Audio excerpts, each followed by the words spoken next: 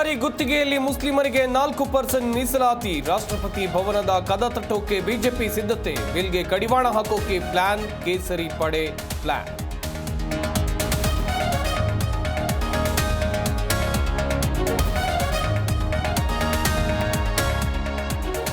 Assembly ಕಲಾಪದಲ್ಲಿ betting ದಂಧೆಯ ಸದ್ದು. Online betting ಹೆಚ್ಚಾಗಿದ್ದು ಕಡಿವಾಣ ಬೀಳಲಿ. ವಿಧಾನಸಭೆಯಲ್ಲಿ ಶಾಸಕ ಸಂಜಯ್ ಪಾಟೀಲ್ ಪ್ರಸ್ತಾಪ.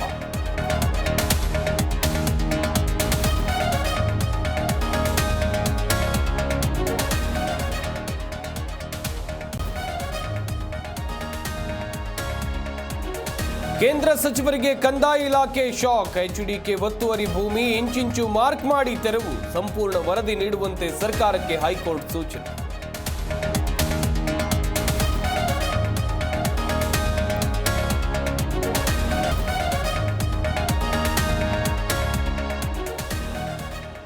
ರಣ್ಯಾರಾವ್ ಗೋಲ್ಡ್ ಸ್ಮಗ್ಲಿಂಗ್ ಪ್ರಕರಣ ಪ್ರೋಟೋಕಾಲ್ ಉಲ್ಲಂಘನೆ ತನಿಖೆ ವರದಿ ರೆಡಿ. ಇಂದು ತನಿಖಾಧಿಕಾರಿ ಗೌರವ್ ಗುಪ್ತಾರಿಂದ ವರದಿ ಸಲ್ಲಿಕೆ.